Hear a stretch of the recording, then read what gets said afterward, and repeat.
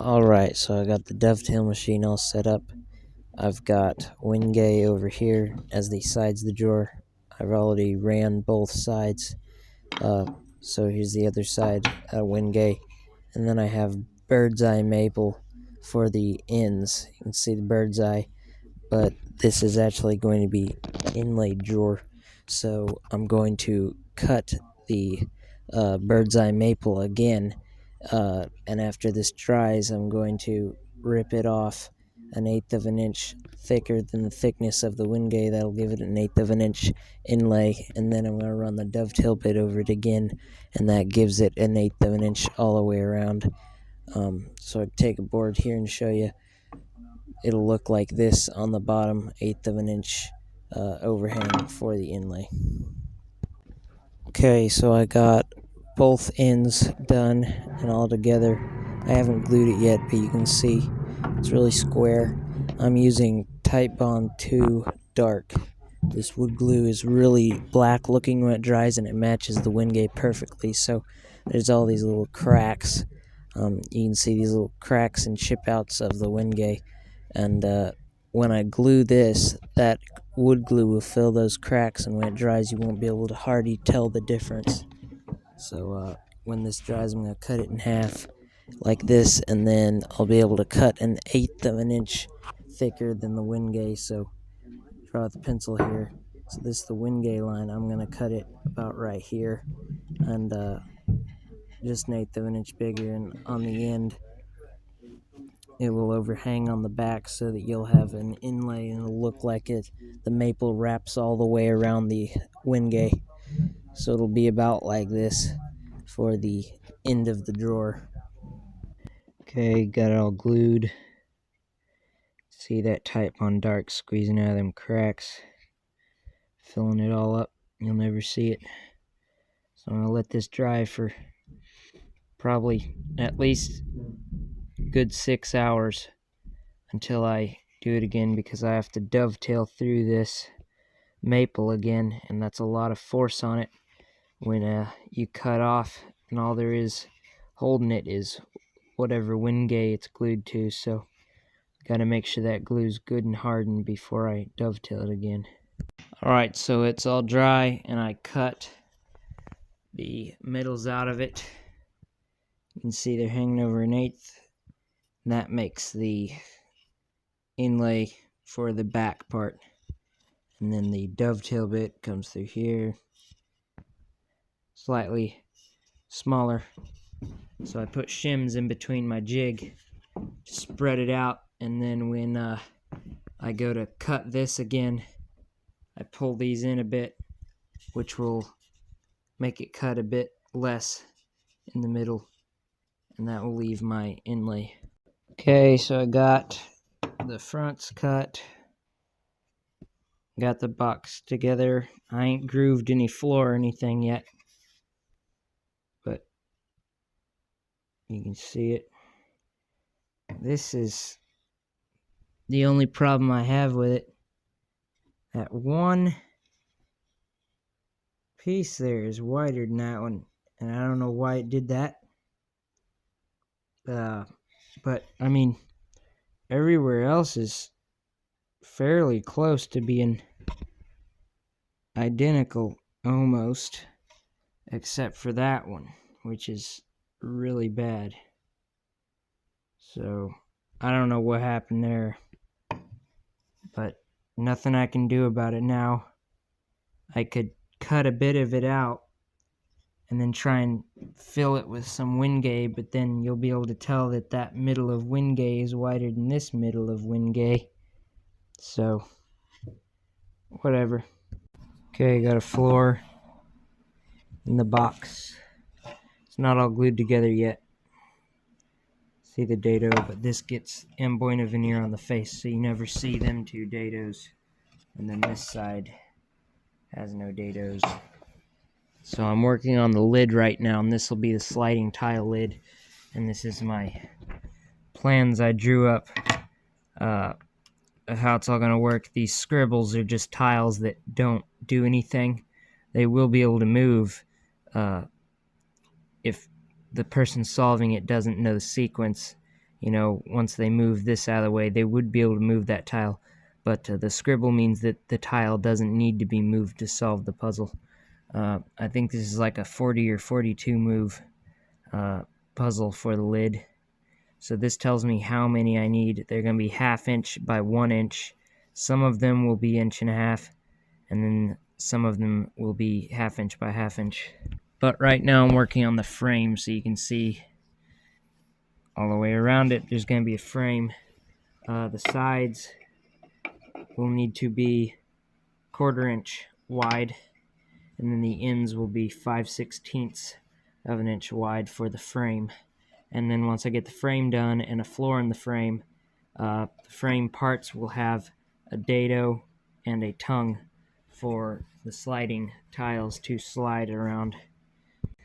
Alright, so here's both side pieces. This one's got the groove, and this one's got the tongue.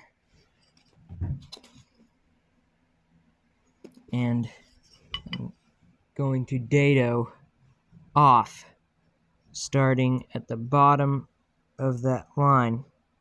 Gonna dado off all the wood on this bottom part, but it's gonna dado back just a bit deeper than the 1/8 that this groove is. And that way, when I dado it right up against starting at that line, and by dadoing it deeper, when I make a floor for the lid, I can just butt the floor right up against it, right up against this, and it'll be the perfect thickness from the floor to the top that I need. So here's the floor dado piece. The tiles will slide in this, and then I will get a wenge floor that will butt up against that like that. And then this side will be the bottom of the drawer. And I'm cutting the angles to assemble the box lid. You can see is the first one, but because I'm using 1/4 inch for the sides and 5/16 inch for the ends, I can't use a 45-degree angle, so I'm having to use a technique where I place the board you're wanting to cut on the other one, mark it, and then you go from the mark to the very corner and make a line, and then line it up on the saw, and that's your angle. And then you do that the same thing with this one. You put your piece on, make a mark, and then you go from that mark to the very corner and make an angle, and that is your angle. And I've done that, and I've got a box made that's square to test it, and it is very square when you get it together. So that way I'm able to put a wider piece on the end and thinner on the side. Okay, I got the top all taped together. All the angles went together really nice. It doesn't fit in the top because of the tape and because it's going to be about almost a 1/16 big once I get it all together. That way I can sand the outside down to get it perfectly fitting inside of the box. But you can see this is the frame and all of the tiles. This is just a prototype I made, but you can see it's close to the size they're going to be, and they will slide along the tongue, and then the tongue goes in the groove.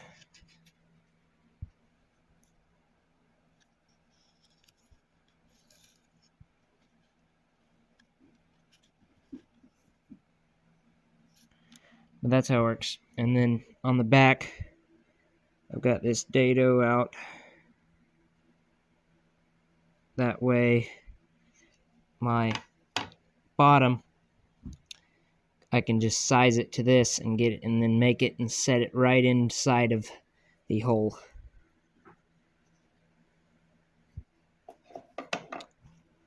So, alright, that's it for this video. I know I didn't do much videoing on running saws or doing much of the process. I just kind of showed you when I got certain steps finished.